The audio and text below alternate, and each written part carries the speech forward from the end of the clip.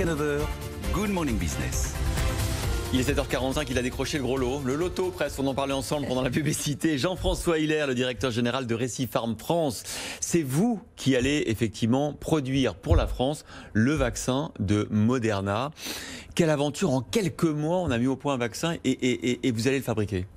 Eh bien, tout à fait. Alors, sans vouloir vous corriger, on va le fabriquer pour Moderna, pas seulement pour la France. Donc, c'est Moderna qui décidera des marchés qui seront approvisionnés en fonction des 3 fournisseurs qu'ils ont. Les marchés européens, probablement, non, peut-être au-delà. Très probablement, mais notre site est qualifié pour distribuer des produits dans le monde entier. Donc, c'est à eux que reviendra la distribution du produit. C'est le site d'Indre-et-Loire. Les autres n'ont pas été retenus. Pourquoi c'est celui-ci qui fabrique? Alors, le groupe Recipharm a été construit de façon à avoir des technologies spécifiques sur chacun de nos sites.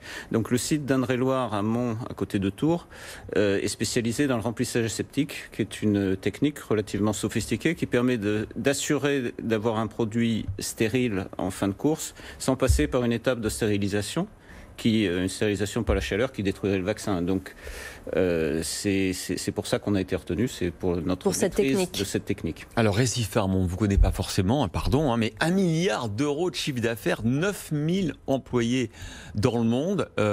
Et là, vous avez vécu une année pour le groupe absolument incroyable. On a vécu une année tout à fait incroyable, puisqu'on a démarré par une acquisition d'Angleterre qui nous a propulsé au-dessus du milliard de chiffre d'affaires. Et puis on a continué en faisant face à toutes les difficultés qui étaient liées à la maladie, à la pandémie, puisque notre principale angoisse, c'est d'avoir une infection, un cluster qui se développe sur un site. Bien sûr. Parce qu'à ce moment-là, on ne peut plus délivrer de médicaments, et il y a eu des besoins. Il y a eu beaucoup d'hospitalisations, il y a eu beaucoup de besoins. Le site d'Indre-et-Loire fabrique des anesthétiques. On peut imaginer que dans le cadre du traitement du Covid, ce sont des médicaments indispensables.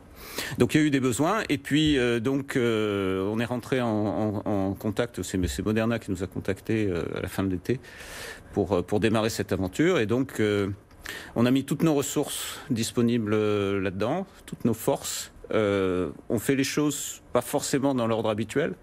D'habitude, on commence par négocier un contrat, ensuite on prépare des lots techniques, on recrute parfois du personnel un peu plus tard. Là, on a commencé par recruter le personnel. Oui, combien de personnes on recrute pour produire un vaccin comme ça? 60. Donc on est en phase de recrutement.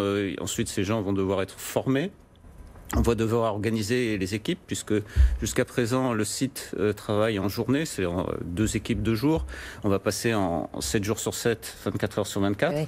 Donc c'est ça qui va donner de la capacité supplémentaire, parce qu'il faut qu'on continue à satisfaire nos clients actuels, qui eux aussi délivrent des traitements indispensables à la santé. Alors moi j'ai une question sur les coûts et les prix, parce qu'il y avait l'engagement des laboratoires au départ, de ne pas faire d'argent sur le vaccin Covid. Il n'y a pas de honte à faire de l'argent, mais c'était l'engagement qui avait été pris. Est-ce que c'est pareil, vous êtes soumis à une pression forte pour que les marges soient le plus faibles possible, voire qu'elles soient nulles?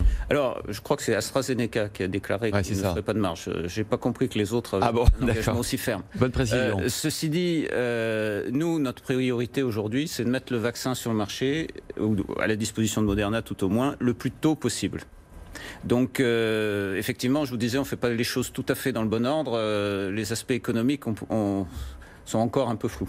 Et justement, ça prend combien de temps? Vous parliez de la formation de vos équipes, par exemple, la mise en place de l'organisation, tout ça, vous allez être opérationnel quand? Alors, nous avons prévu de mettre à disposition les vaccins dans le courant du 1er trimestre. Donc, au mois de janvier, on sera prêt à travailler, c'est clair. Donc, les premiers flacons de vaccins, le président de la République a parlé de fin décembre, ils ne viendront pas. Le président de la République a parlé de vaccins en général. Dans le cas de Moderna, le dossier a été soumis très récemment, donc il est en phase d'étude. Donc tant que le dossier n'est pas approuvé par les autorités européennes, le planning n'est pas figé. On sait pas. On n'a aucune inquiétude sur le fait que le dossier sera approuvé, mais disons que là, il y a encore un petit peu d'ordre dans les processus, et les autorités ont forcément leur mot à dire sur ce produit. Voilà, Recipharm France. Merci d'être venu sur ce plateau, Jean-François Hilaire. Vous êtes directeur général pour la France. On est ravis d'avoir fait votre connaissance. Et puis, on compte sur vous pour... Est-ce que vous allez vous faire vacciner ? Bien sûr. Enfin, il est clair qu'on doit avoir confiance dans ce vaccin.